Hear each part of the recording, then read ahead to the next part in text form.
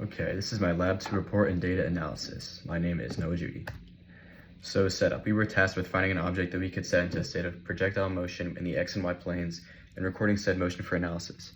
Our lab group used a crumpled up paper ball and recorded a video of the ball in motion after being tossed upwards. We also set a meter stick directly below the object to have a frame of reference for the distance that the object traveled.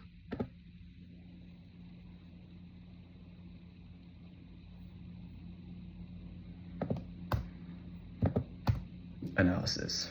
To analyze the footage, we uploaded a video into a program called Tracker. The Tracker software allowed us to track the position of the object frame by frame relative to time and give us a data table depicting the position versus time of the moving object over a span of 0.733 seconds.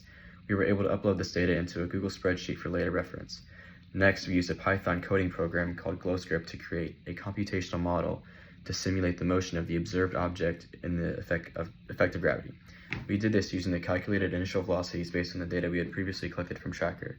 GlowScript also gave us a data table that we could upload to the Google spreadsheet from earlier. We repeated this process again, but now incorporating drag force, which gave us a more realistic simulation of the object's motion.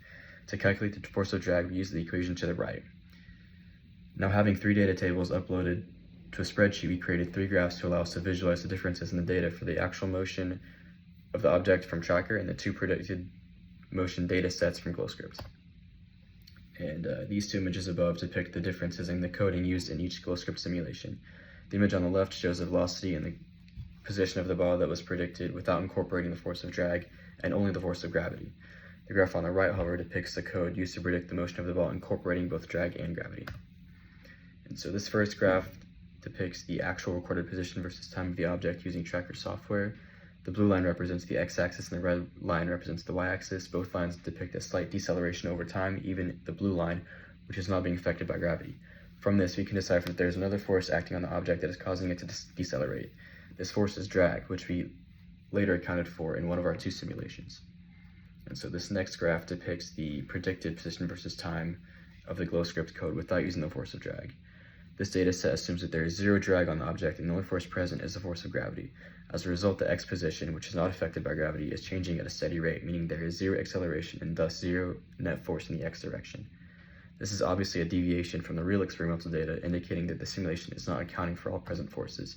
And this last graph depicts the GlowScript code, including the force of drag. The calculated drag forces had very little impact on the velocity in the simulation compared to the force of gravity, which is more apparent than drag. As a result, there is not much of a noticeable deceleration in the x direction due to it being very small.